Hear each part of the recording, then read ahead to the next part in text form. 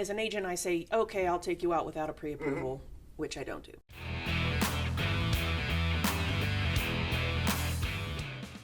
So I always recommend the first step is either talking to an agent or talking to a mortgage guy, because you have to start with that. So many people were resistant to get the pre-approval because it hits their credit. And people are so afraid of that it's going to almost disqualify them because it's going to be a knock on their credit. Yeah.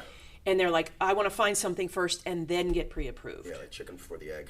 Right. I mean, it's really never too soon. Credit's one of those tricky things where, I don't want to say it's a misconception, but when you get a mortgage credit check done, it has very little, if any, impact on your credit scores.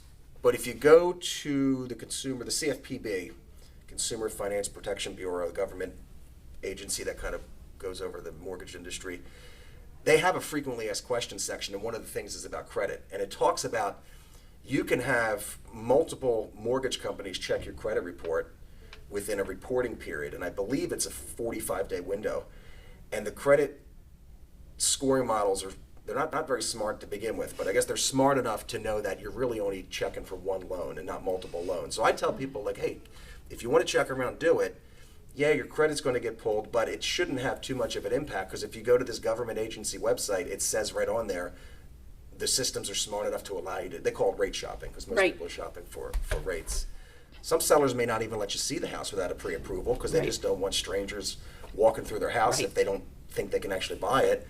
But if you want to make an offer and you're not prepared, you may have just lost that house because somebody else was. The pre-approval, from my standpoint, I like to get in advance for this reason. A lot of people say, oh, the mortgage is $1,200. That's what I pay in rent. But they're not thinking the other factors, because there's a lot that goes into it, and a rate change can affect that. For me, I like to have it because then I know what my constraints are.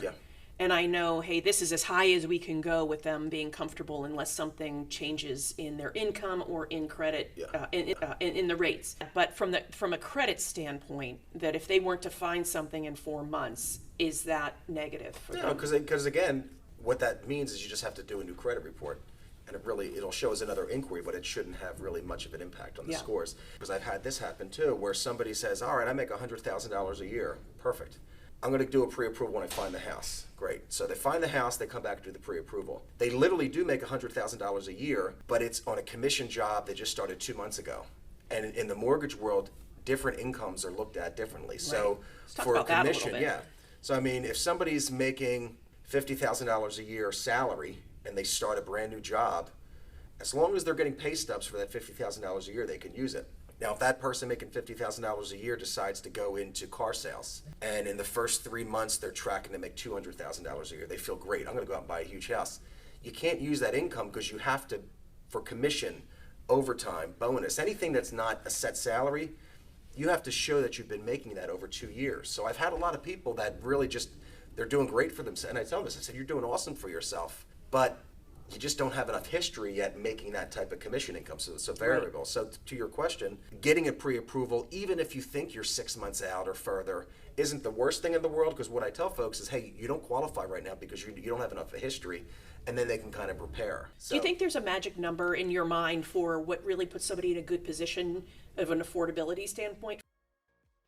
Thank you so much for watching. Please help me out and like and subscribe, and let me know what you'd like to see in the future. See you next time.